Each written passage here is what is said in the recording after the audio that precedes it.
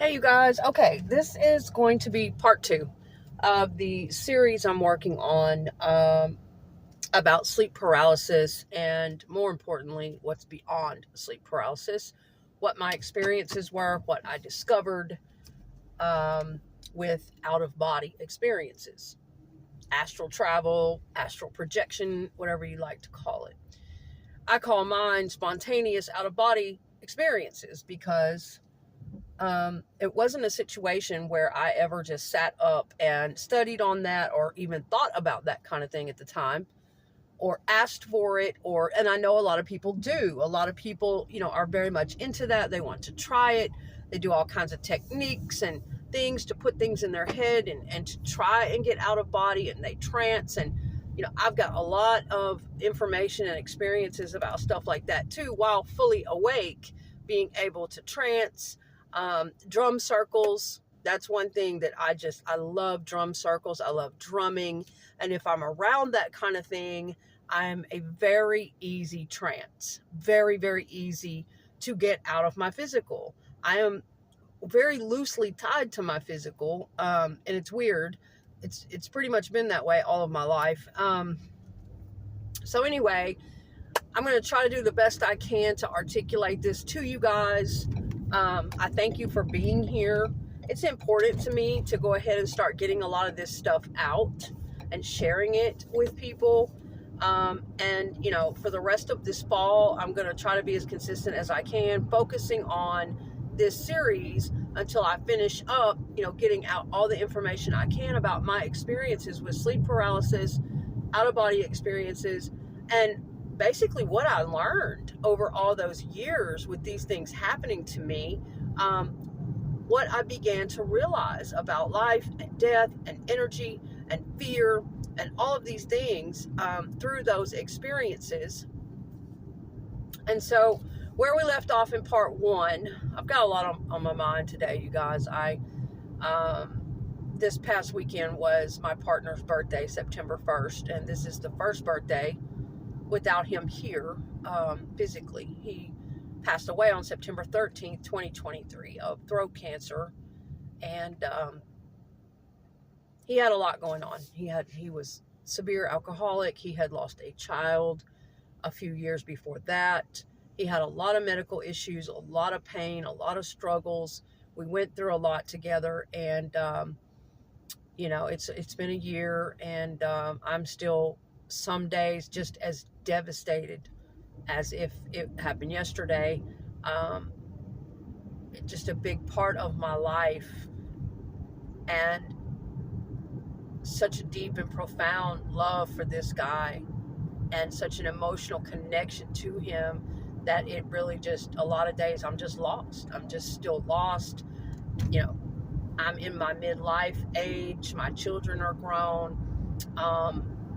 And some days I still feel like I'm just kind of flailing in the wind, looking for purpose again. And I had always been a person with such a strong sense of identity and my own creative side and my own ambitions and, all of these things. And it's just kind of a struggle for me to get that back now. So anyway, it's been kind of a rough week. My birthday was also a couple days before that, August 30th.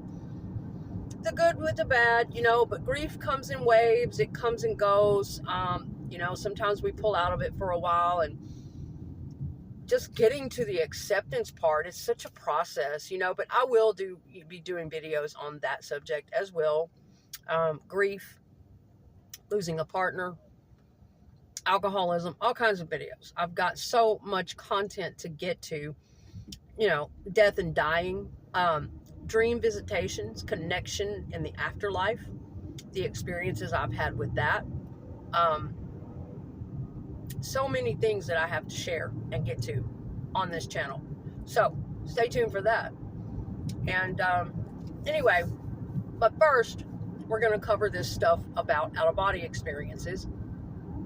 And guys, we left off in part 1. I was telling you, if you haven't seen part 1, go ahead and start with that if you like, explaining the years that I had this terrible sleep paralysis and didn't know what it was, why it was, where it came from. It was horrifying.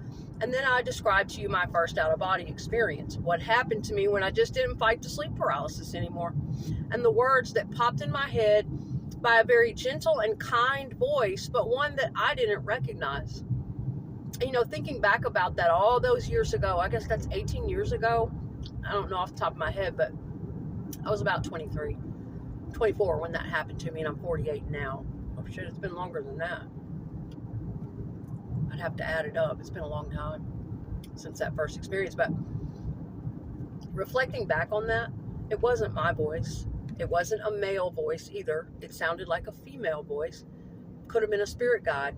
I have no idea whose fucking voice that was, saying out-of-body experience. And that's exactly what she said. She sounded kind and gentle, and it was just like that, like an angel was whispering in my ear, or a spirit guide, or just right there beside me. So anyway, go back to part 1 if you haven't seen that, so that you can understand where we're at. So after returning from that first experience, I remember feeling jet lagged and tired and weird when I woke up and I had to go to work. I was working at a restaurant, and when I got there, I just couldn't believe what happened to me. I was kind of in shock, you know, and feeling jet lagged and almost as if I had run a marathon, like I had really been somewhere. And I remember, you know, thinking, wow, this is big. Like, this is a big deal. You just left your body.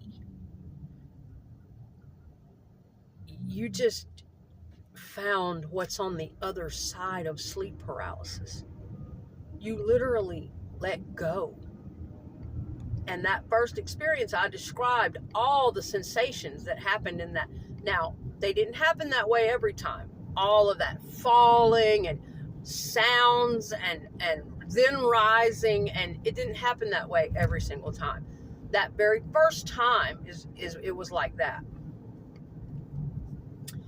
And, you know, I was kind of in shock, like, man, this is really real. You just did this, and you went somewhere, and you were aware of yourself there. You were a consciousness. You were an awareness. You were a pure consciousness somewhere, and you were aware of it, but you were also aware that you had a physical body. I wasn't looking at my physical body, but it was just like I had the awareness of both, okay, at the same time, like a dual type of consciousness. And so, you know, I definitely didn't want to scare myself any more than I already had been scared in the past. I wanted to stay really positive about this.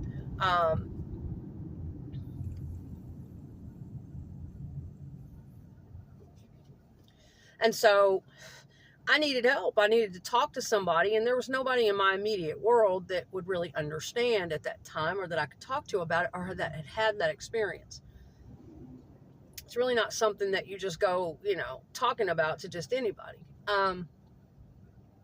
And so the first books that I ever ran upon and acquired that helped me tremendously about out-of-body experiences would be books written by William Bowman. I highly suggest his books. Adventures Beyond the Body. I believe he has one called Beyond the Soul. But Adventures Beyond the Body is for sure one of the first books that I read, you know, concerning out-of-body experiences and trying to understand where the paralysis fits into that world, how all of that works together. Because, you know, I knew the medical and scientific explanation for my sleep paralysis, but now I was trying to understand the correlation, you know, what it had to do with out-of-body experiences and all of that. So, William Bowman, I will try to get some links for you guys and drop them in the description box. William Bowman has a Facebook page. He's always posting about his books, about his experiences. He's got a wealth of information about this kind of thing. And he used to be a part of the Monroe Institute. And I was like, wow, you know, there's actually a place that studies this. How I would love to get involved with them, this phenomenon, because this is fucking profound. This is fascinating. And this is happening to me. Now, we're going to get into the part where I became addicted in the early years, in the early days of this, to leaving my body. For a short time, it was very addictive. Once I found out I could do it, and I didn't even have to try, really. It was just coming upon me and taking me. And, once I found out about this and how it felt to get out of this body, and keep that in mind, because that's going to go with other things we talk about later on, like how, a lot of times spiritual people and spiritual teachers will talk about how our bodies are so heavy and this vibration on earth is so heavy and dense, and some people feel like they're just trapped in this human meat suit and it's heavy. And okay, well, it is, and I'm going to tell you, why, and why I understand that so well now. We'll get into that shortly here in just a bit. What progressively kept happening to me, and without much trying on my part, and how I got addicted to it for a while. So, but wrapping up that first out-of-body experience, I went and acquired those books first. Now, I read a lot of different books over the years, but I did not read the books first.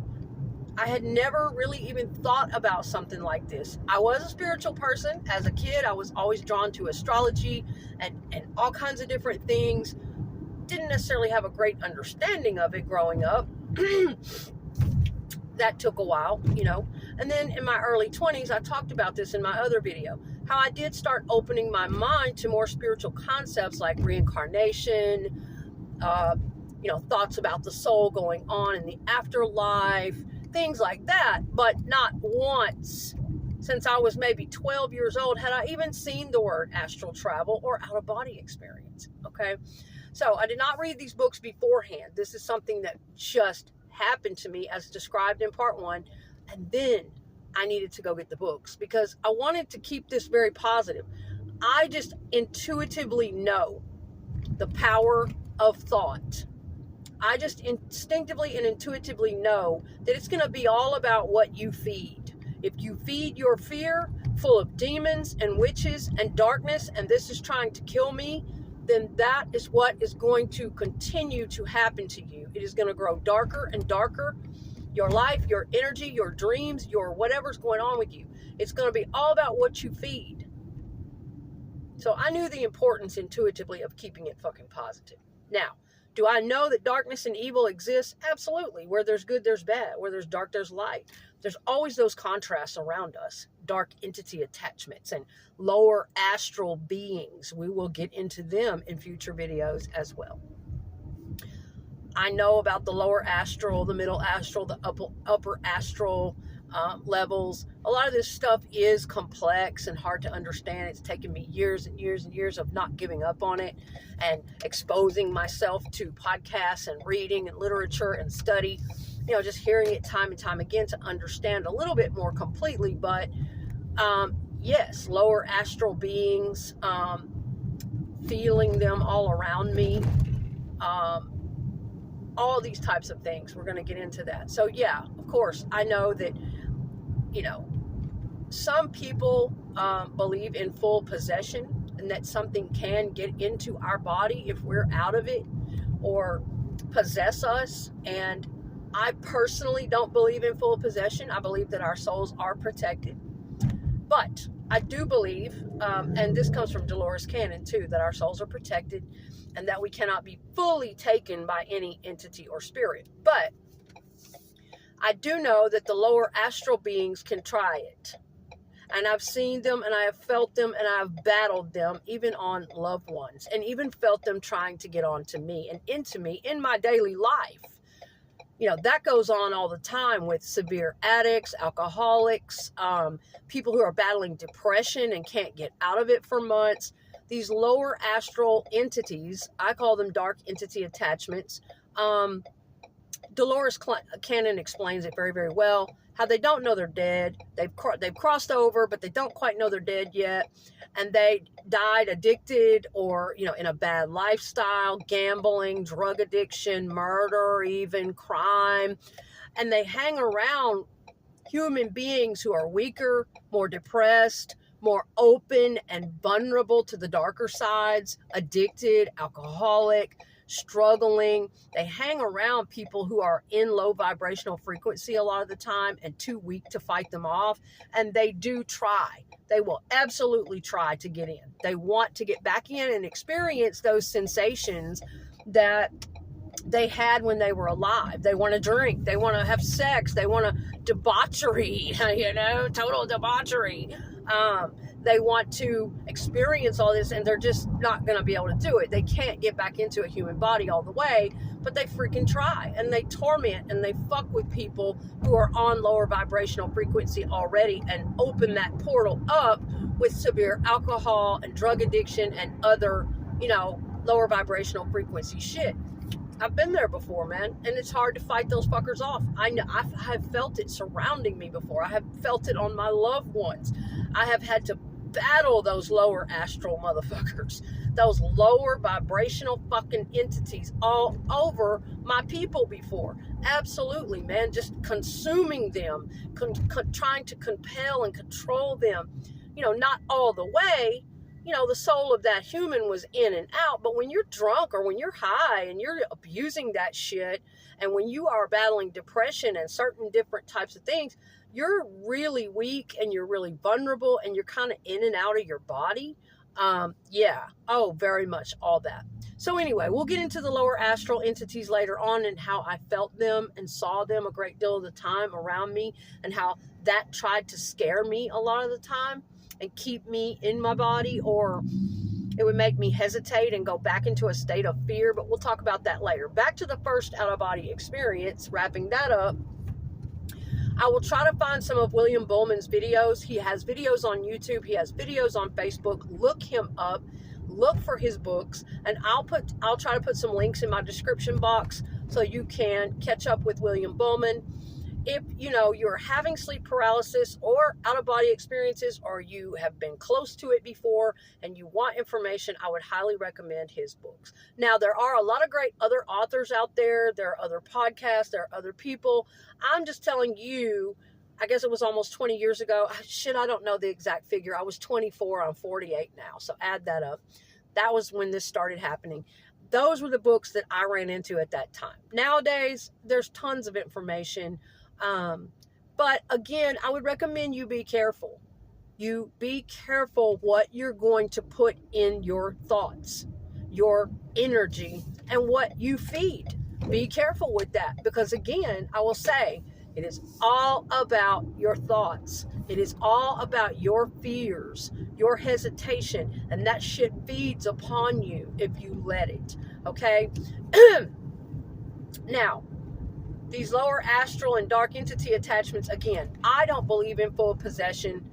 Maybe I'm just one of those people who blocks it out of my mind as a possibility because it's so scary to me or whatnot, but I just refuse. There's just some things that I keep an energy block onto. And, from what I've heard from Dolores Cannon, and what I really feel is that our soul is protected. And for those of us who don't open those portals and we try to stay, protecting our energy as much as we can, we stay prayed up, we meditate, we practice energy protection. Most of the time we can battle off those dark entity attachments and darker thought forms and, the vortex they try to create and get onto us, but it can be difficult. Those of us who suffer from anxiety. I have a mood disorder called PMDD. My PMS every month, premenstrual dysphoric disorder. It is a terrible mood disorder, and I can't help it. When my brain state changes and those hormones drop, it does make me very open and susceptible to the dark entity attachments, to the dark thought forms, to the fucking crippling depression, agony. I have to fight 100 times harder at that time every month to protect myself, to protect my energy, to stay in the light, to stay in the positive. But these are just some examples. We'll get into all that stuff later. So after William Buhlman's books, yes, I felt a lot better about what had just happened to me, and I decided to keep it very, very positive. He had some very good practical information in those books and a lot of his experiences, and he, certainly pointed out that when this begins to happen to you, fear cannot be allowed, and you need to ask for clarity, because yes, it's going to be confusing and it's going to be scary, and it's different for everyone. My out-of-body experiences after that first one, they were kind of different every time.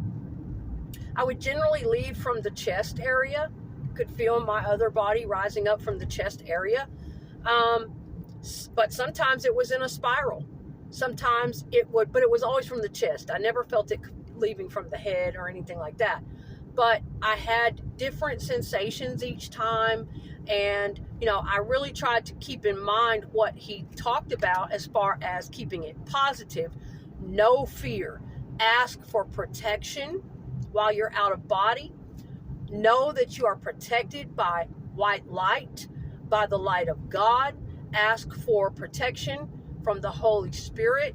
Keep it very positive, and as long as you're in that mental state, I never really had any issues with, some demon trying to take me over. Or now I did feel dark entity attachments. I did feel darker energies and entities in the lower astral, which I didn't know that's exactly what that was at the time, what I was having to pass through and get up above, getting out of my body. But so that's the route I decided to take with it energetically, and it's not that I'm a person who likes to be in denial. I know there's evil in the world. I am also a realist. I know there's darkness, there's evil, and I'm a person who also likes to face things. I don't like to be in denial. I don't like to be checked out. I am not an avoidant personality type most of the time. When shit needs to be confronted, I'm a person who's a realist, and I don't mind facing things and handling things. But when it comes to shit like this, I had to learn that the best route, if you allow yourself to be in fear and think of it as demonic and witchy, and it's killing you, and it's hell, and it's so evil, and oh my God, it's just awful, it's going to continue to grow that way. It's going to continue to be that way. It is all about thought. It is all about thought. And learning this particular stuff, not only did it help me with these out-of-body experiences and maneuvering my energy in those realms and other dimensions and getting up out of the body, but it also taught me some things about this physical reality. Things are different here, slower here, heavier here, much lower vibrational. But it all kind of works together. It taught me so much. So the getting addicted to leaving the body part. Okay. After I started reading the books and getting a little bit, okay, somebody else has had this happen. And he, explains how safe it is. And, he has explained it in a very, light way that makes me feel safe about it and like it's normal, and great information, and okay, I'm calming down, I'm comfortable, good deal. And I got to the point where I could not fucking wait every day to get out of my body. Every day I would pick my kids up at preschool, and this would usually happen at nap time. Not most of the time, not when I'd go to bed at night, but when I was really nappy feeling in the middle of the day. And I would pick the kids up at preschool, and I couldn't wait to hit that couch because my ass was going to take an hour nap, and I knew what was going to happen. I knew the paralysis was going to come upon me. And for those first few years, this happened to me for over 15 years, 16 years. For the first few years, those very earliest out-of-body experiences that I remember, I literally became addicted to that feeling. And it would happen the same way. I would fall out of sleep, taking my nap, and I would wake up in my mind paralyzed. Same process every time. And I knew when I would wake up in my mind, stuck and paralyzed and vibrating. Not everyone has the vibrations. Some of us do. If you hear people talk about vibrations, that's why. Everything in this world is vibrating. You are, I am, the earth itself is. Everything has a vibrational frequency. Look it up, Google it, study it. Okay, so when I would feel the paralysis come upon me and I would kind of wake up in my mind stuck and paralyzed and it's all black and it was heavy, and mine would always come not only with paralysis, but mine would also always come with buzzing, a really loud buzzing, humming, and vibrating, pulsating, like I was in the middle of a fucking jet engine or something, just almost so intense I almost just couldn't take it. And so I would be urgently trying to get out. You know, I learned that, oh, it went from, oh, I'm fighting to wake up, to, oh, it's time to get out.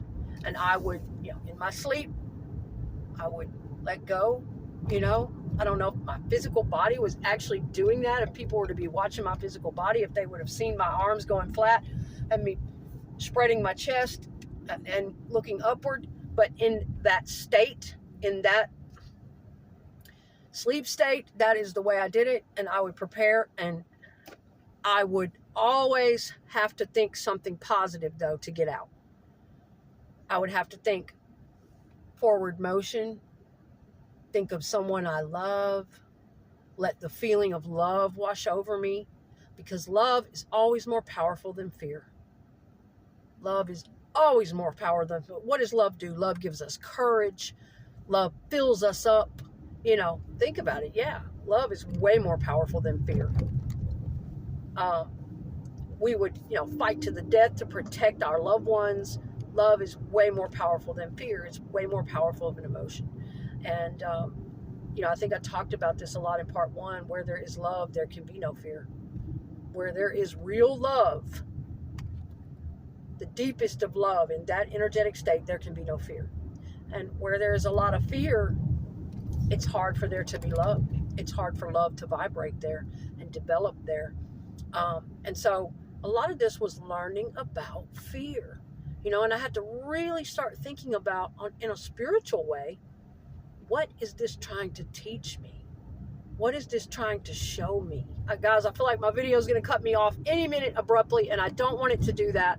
I'm sorry if it does cut off. Absolutely, there will be a part 3. This is going to be a complete series. We're going to talk about so much of this, and I've got so many details to share with you guys and so much more for you, okay? But these are very, very real and profound experiences in my life, and you know, these experiences are proof to me, enough to me, that help shape my own spiritual beliefs over time, and what I know of the other side, the other dimensions, what I know about energy and how energy works. Now, don't get me wrong, I still had to study over the years. I still had to read. I still had to go to my mentors. I still had to get guidance and advice. I still had trial and error with relationships and people and observing, you know, situations and my own experiences. But these situations coming upon me and this being revealed to me was showing me so much, teaching me so much about fear, about, you know, releasing all that fear, and, you know, what the power of thought, how, you know, and it still took me years of putting it all together, how all that works, not just in those dimensions, but here too. The power of your thoughts, the power of what you manifest. Only over there, it's instant. Instant. That's what I'm trying to explain to you. Here, it takes a lot longer. Starts in the mind, generally will end up in the hand at some point. But it is not instant like over in those realms. So I did become addicted to this glorious feeling because it felt like drugs. I hate to say it that way because, you know, I can't stand drugs and substances and overuse of substances and what it's done to my fucking family and people that I love. But it felt like the most beautiful.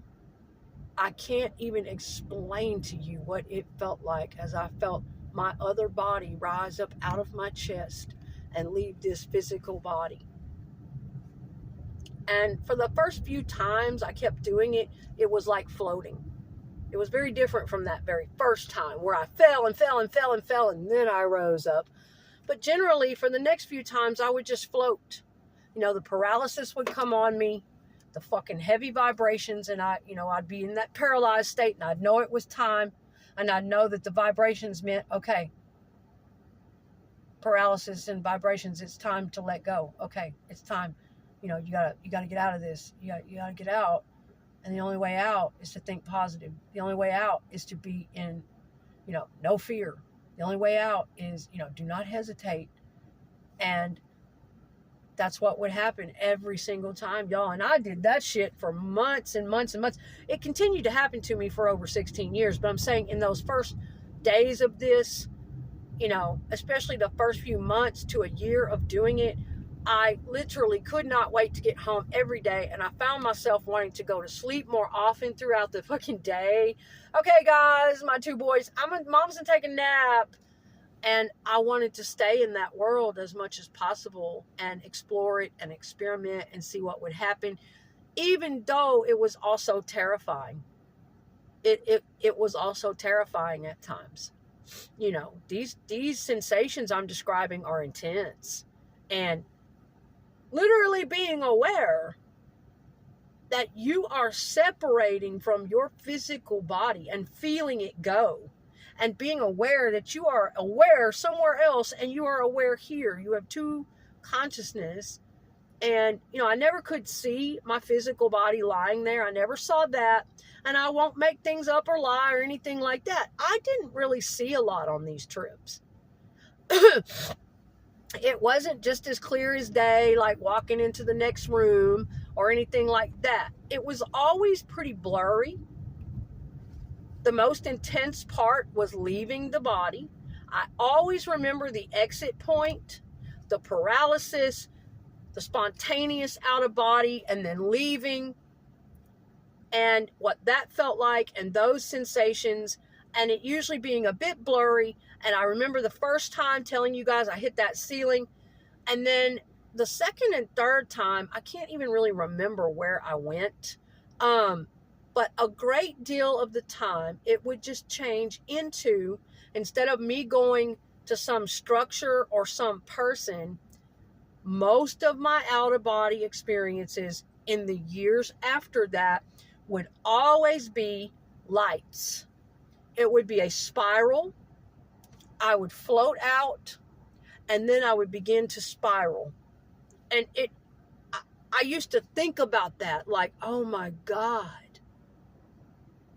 It's a fucking spiral. Why am I spiraling when I leave my body? If you guys, any of you are Tool fans, Maynard Keenan, Tool, Pussifer, A Perfect Circle, I am huge fan of Maynard, all his bands. Spiral Out. Okay. All of that started coming back to me. The spirals, like all the sacred, what is it? The Fibonacci sequence? Is that what it is? Like all of it, man. It all started coming back to me about why spiritual people and spiritual communities often say that about spiraling out. And I just thought that was so wild that every time I would float out, I would go in a spiral. And I could feel it. And it, again, I can't tell you that I literally went and saw things really clearly and did this and that. And most of the time, it was very quick. Once I got out, I would see lights, stars, lights, what looked like universe, and call them cosmic lights sometimes. That's exactly what I would see. Beautiful lights and beautiful stars. Not a light like people describe when they're dying, but no, just beautiful stars and twinkling lights in a spiral, spiraling. And generally right after I would get out of the body, I would only be conscious of this for literally just a couple minutes, and I would fall back unconscious. And I never, ever remember coming back in the body. I never remember, oh, I'm back, or an entrance back into the body, or any of that. I have never been conscious for re-entering the body. I am always been very aware of the exit, all the process of that, being aware for a couple minutes of where I'm going, and then just waking up out of my sleep, 2 or 3 hours later, like nothing ever happened. Not remembering how I got back in my body, but knowing that this had happened to me. And yeah, I became very addicted to doing this shit every day as much as possible. It fascinated me, yet it scared the shit out of me. And sometimes I did have some concerns. Sometimes I was kind of, and I was real careful too not to listen. Like, if people would talk about, when I did start telling people a little bit and reading other stuff and I want to be educated. And sometimes in this life, that means we have to expose ourselves to things that does scare us. Even if we don't agree with it, even if it scares us, sometimes we need to have all the knowledge, because of course I didn't want to be in danger. So of course I have taken in a lot more knowledge by now. But, back then I was trying to be really careful and not to influence my energy or put thoughts in my head that would really scare me off of it. But at times I did have concerns like, can something get in my body while I'm out? Or what if I don't come back in? Maybe I shouldn't be doing this. Like, what if I get out there and I can't get back in? Like, I always kind of had that little thought lingering in the back of my head, but there would always be a practice while I'm paralyzed and vibrating.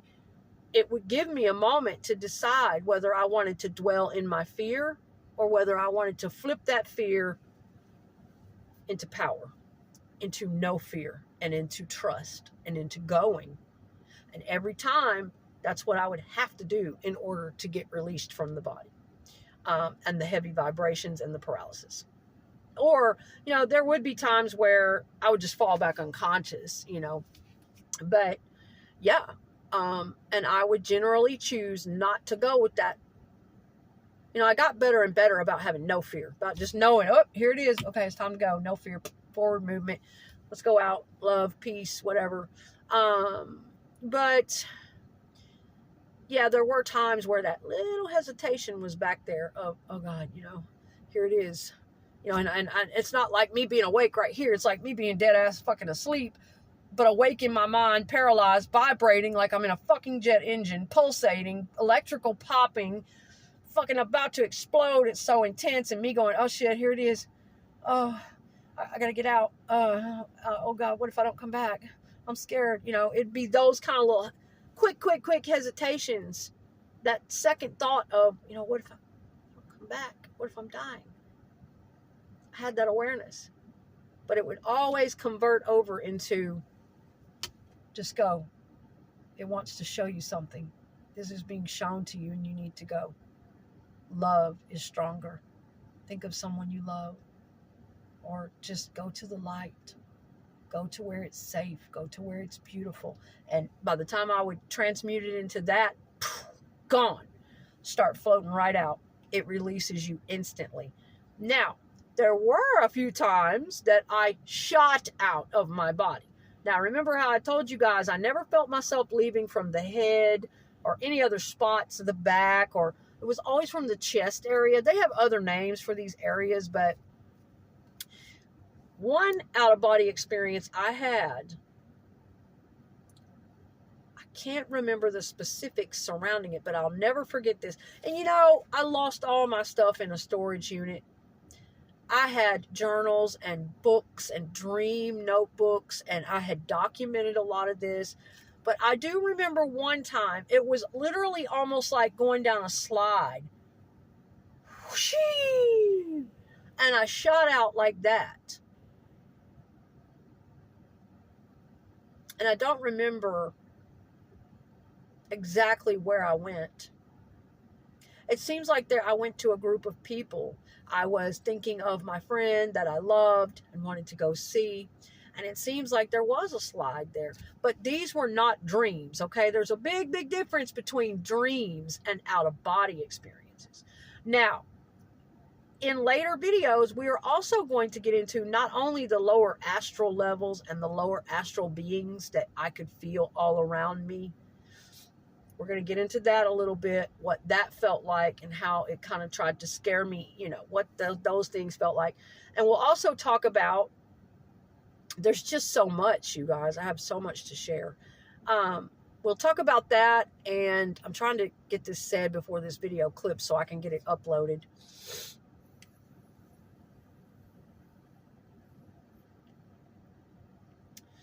Darn it, the thought just went right out of my head. Well, we will talk more about the dark entity attachments, more about those first out-of-body experiences, and, you know, being so addicted to it, and me kind of having to start pulling back after about a year and really kind of get control of it, because it was happening a lot. It was all the time. It started to come for me not only at nap time, but at bedtime and at nighttime. And it got to the point where I could literally hear electricity when the paralysis would come on me at night, and the buzzing and the humming. And, you know, I would be like knowing it's time to go and get out. And I would literally start to hear buzzing and electrical crackling and popping, hitting off the metal on my earrings, y'all. Now, what the fuck? I could hear this, yes, on my industrial bar back when I first got this thing. I could hear electrical popping and crackling and buzzing and humming all around me, and just so wild. So yeah, we'll talk more about dark entity attachments that I felt, some of my fears, more about, you know, how I kind of started having to pull back a little bit, get it kind of under control. But we'll get more into specific experiences over the years, and kind of how these things morphed and changed over the years, and what I started to learn from them, and the differences now between dreaming, lucid dreaming, and out-of-body experiences. There's a lot that can go on, and these are different things though, okay? And my shit started to change where, oh yes, I know the difference between a regular dream, a lucid dream, and an out-of-body experience. And I have literally gone from a dream where I was dreaming, then into the lucid part of the dream where I realized I was dreaming, and then from the lucid dream into an OBE. Dreamt that I got shot one time. Went from dreaming, then I became lucid in the dream, realizing, oh shit, this is a dream. I've been shot, but this is a dream. What do I need to do? Oh fuck, I feel vibrations. And I began to feel the vibrations coming on me. And oh shit, now the paralysis wasn't quite with it that time, but I felt the vibrations, heavy vibrations. And I thought, oh fuck, I've been shot and I'm leaving my body. And I was scared at that point. I didn't want to go with it that time. Even though I knew it was a dream, I'm like, why am I feeling vibrations right now? In a dream that I've been shot. I know what those vibrations mean, and I don't want to go right now.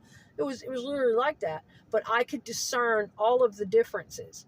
And I believe I fought to wake up out of that one because I just didn't want to go with it. You know, but I was starting to have an out-of-body experience from the lucid dream. So I can discern all the differences. It's really interesting stuff, you guys. I've got so much more to share with you all and to tell you, different experiences over the years, how everything kind of morphed and changed, and, you know, different medications I would take and how that would impact it. And, yeah, just lots more to talk about, y'all. I thank you for watching. I thank you for being here. I hope to find other like minds, other people who have had these experiences. Please share. Let's start a thread, a conversation. That is what I'm looking for. I want to hear your sleep paralysis experiences. I want to hear your out-of-body experiences if you've had them. If you have questions, share your experiences. Yes? Going over to the house for a while. Okay. Or something. I want to get into that Tupperware. I want to get several photo shoots of it. Okay. That. Well, I'll see you in a little bit. All right. Oh. I'm coming in for lunch. I don't know if I'll be here when you get back. Oh, okay. All right. Sorry about that, you guys, but yeah, like I said, feel free to comment and share your experiences with me, with us. And I think we can all learn from each other, okay? I love reading about this stuff on other people's videos and in their comment sections. I am into all that kind of stuff, okay, you guys? Everything from out-of-body experiences, energetic work, quantum stuff, timeline jumping, quantum leaping, dimensions of consciousness, life after death, the afterlife, communications with spirit and loved ones on the other side, mediumship, declares. I'm going to have videos discussing declares coming soon. So this fall, it is on, y'all. Okay, I am finally getting to the content of my heart, the content of my soul, and what I am meant to share and what I've been needing to share for a long time and what I'm passionate about talking about. Okay, guys, I will see you guys in part 3. Okay, thanks for watching and stay tuned.